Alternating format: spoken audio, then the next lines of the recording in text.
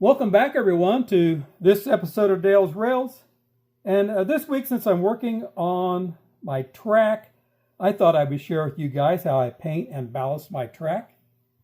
And I do this just using basic products, nothing complicated. That's really the purpose of this video, is show you this can be done just using basic materials. It doesn't have to be expensive.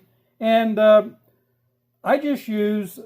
found using just your acrylic paints works pretty well, and a simple little artist paintbrush is what I use.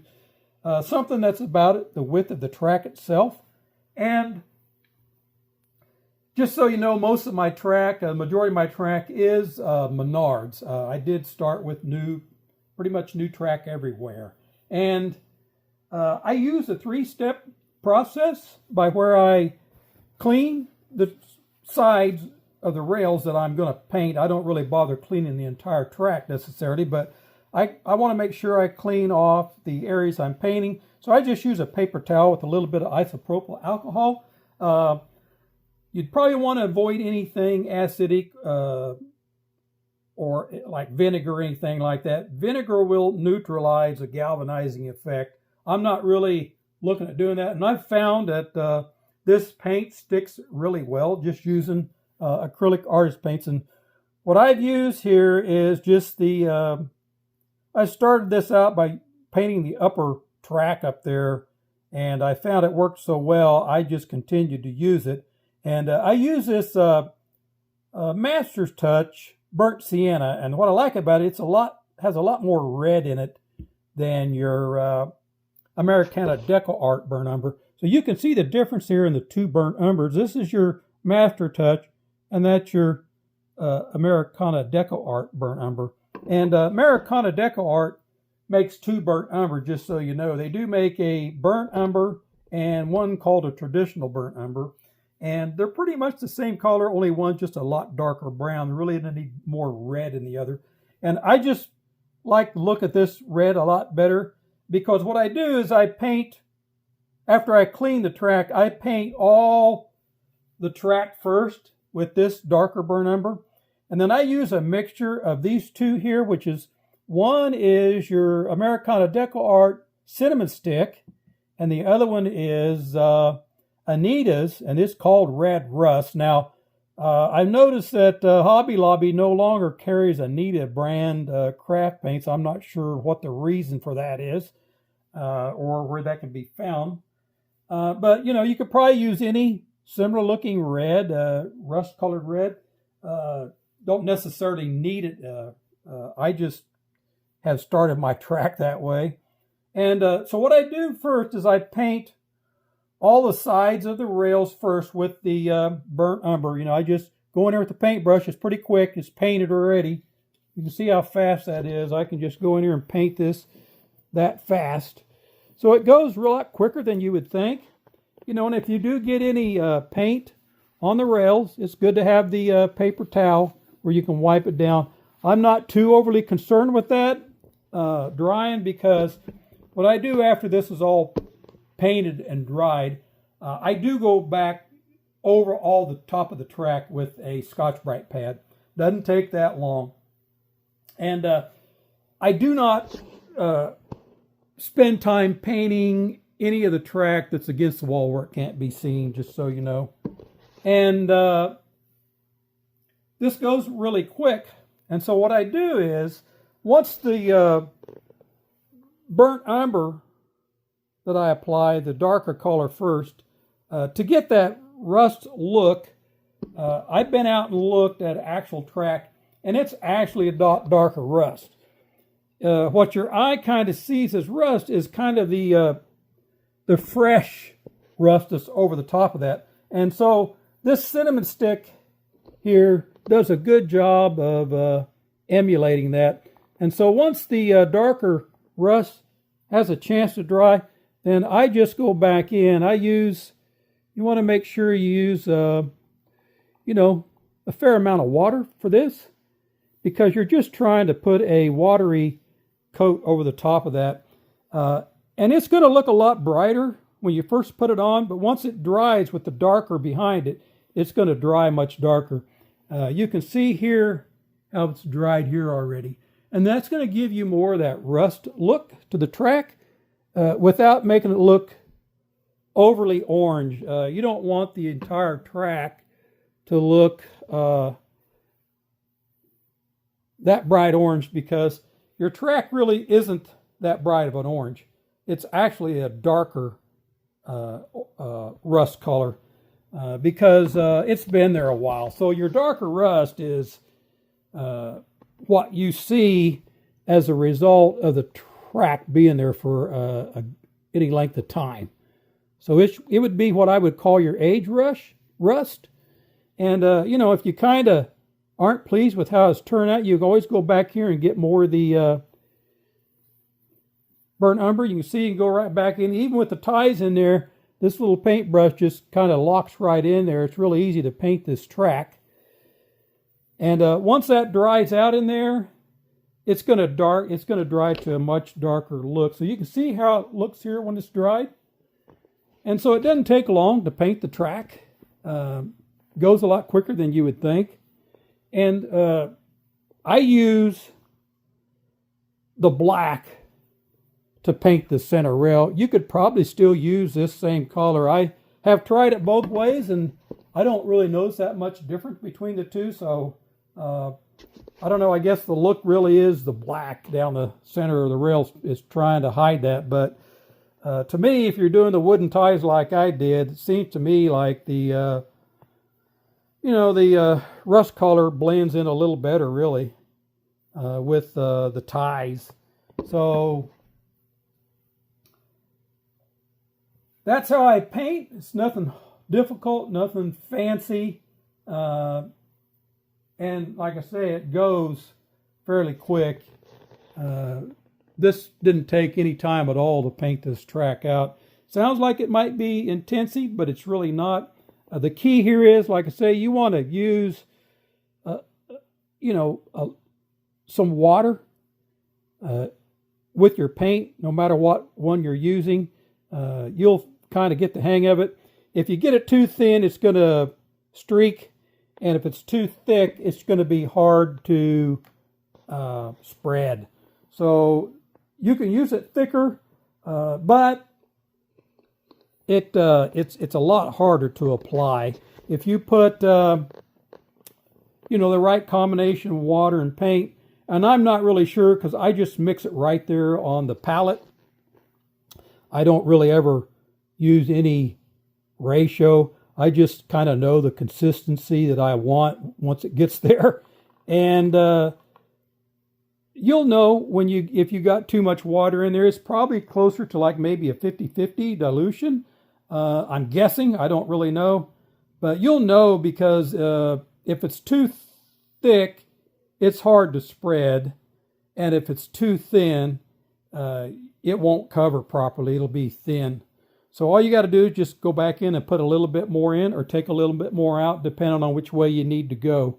It's not that hard. And before you know it, you'll have all your track painted, and then it will be ready to ballast. These are the products I use for my ballasting.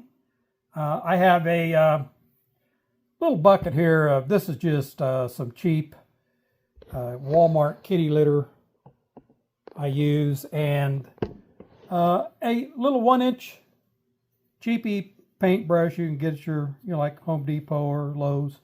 And I like keeping a putty knife handy, and a spray bottle with my wet water. This is a mixture of water, a little bit of alcohol, and a couple of drops of liquid dish soap. And then I use a spray bottle here that I think I got these at Hobby Lobby, of 50-50 water glue. I do like using the Elmer's glue wall rather than, it's a little better to use probably than, say, the school glue. And this is my Kroger 16-ounce potato salad ballast spreader. I made this on my table saw, just, plunge cut it with the blade, and then ran this against my fence to make these grooves so it sets on the track. And this is just a little scrap piece of masonite I put in there to make it come out of the spreader easier. And it's pretty simple to do. I like using the ballast spreader. It's very handy. It's probably something you don't necessarily need, I guess, but I find it to be a very handy little tool. And I just pour in some ballast in here. And you can see here, maybe get you guys positioned here a little better. Well, this is what I use for my ballasting material. It's just a bag of natural clay, fragrance-free kitty litter. About the cheapest stuff you can find at Walmart. This was, when I first started, these were less than $5 a bag. They're like just under $8, I think, for a bag, a 20-pound bag. And I do sift this with a rather large strainer. I get about half a bag out of this, so about 10 pounds. And so that's something to keep in mind if you are looking to get the pebbles down to a little bit smaller, closer to scale. And then it's pretty simple. I just take my little ballast spreader here and then just start working it back and forth. And it'll just drop this ballast pretty much where you need it. So it's very handy to use. Maybe doing a little tapping every once in a while, just to, you know, this is ballast I reused. And the trick is to, you know, not have too much ballast down. So you want to kind of not really go all the way solid, because you're going to carry some of this down.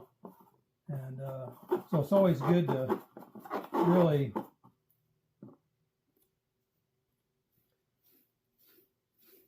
not to come clear to the end with it, because you're going to be working some of this down there.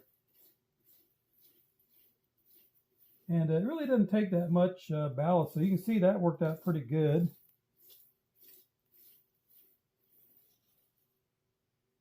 That amount.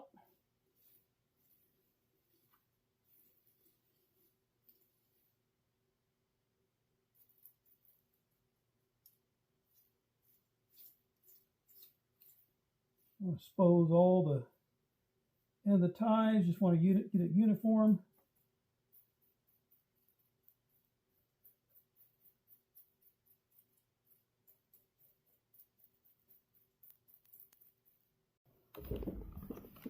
Okay, I'm going in here with the wet water, and you really want to saturate this down. Because if you don't, you'll see it'll start drying out back on you before you get the glue down. You know, if it starts turning dry before you get the glue down, you know you don't have it wet enough.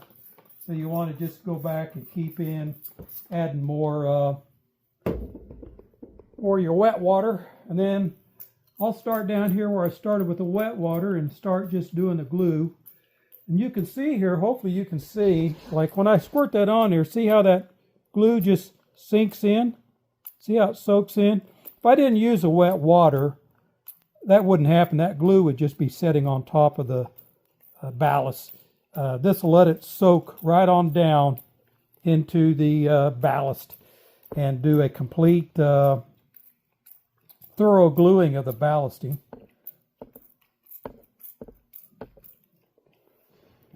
I'm going to go ahead and continue to go on around here with the glue. And you want to kind of make sure you hit all the exposed areas, maybe even more than once. Now these little bottles here are kind of nice because you can turn them. They're designed that you can almost get every last drop out of here. just the way the straw is orientated in here. And then I like to take, because of this yard area, I don't want these little stragglers gluing down out here in my yard. They won't be quite so dark when they dry, but you know, I'd rather not have them there, so I like to drag them over into this wet bank and just crispen this edge up a little bit more. And that way I don't have these stragglers over here in my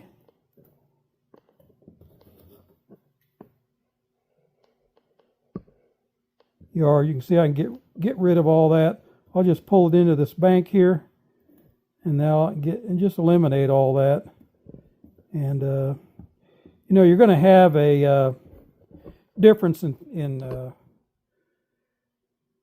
ballast around the edges when you super elevate, just because this edge is higher. So there's more like to accumulate on the high side, so that's just normal. Really can't avoid it. But I don't really want these pieces here gluing out here on the into my yard area. And then what I used in the yard area here, I just, you know, this is going to get changed. I used the stone, I think it's a Rust-Oleum brand, I'm not sure. Well, here's the finished project, and the end results went really quick.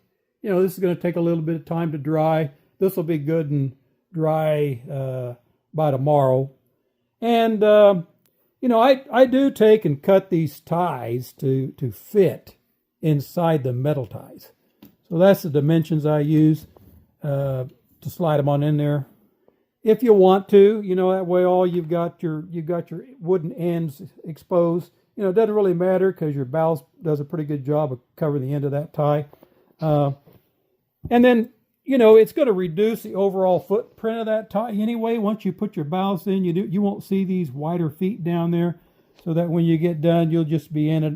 All you'll see is, you know, about the width of that wooden tie anyway. So they will look a little bit more uniform, and it'll help a lot more once these ties are dry. You know, this is a redo of this area. This might be a good example for the argument of should you ballast before you do your scenery, or should you ballast after? And for me, I would prefer to ballast before I do my scenery work. To me, the track work is essential to get completed before you do your scenery. You know, I guess it all depends on if you want rocks in your grass, or do you want grass in your rocks. And what I mean by, because this is a redo over there, you can see I ended up with little pieces of ballast over there in my grass, which, you know, that really wasn't the look that I was after for that area. And what I'm talking about, I'd rather have this more natural look here where I've got the grass growing into my ballast. You know, there's really not a wrong way to do here, in my opinion, because I have seen pristine looks like this. You know, here in town, you know, they do got some very well manicured sections of track that can be like that. So that certainly isn't wrong. I guess it just all depends on what the end results is that you're after and the look you're looking for.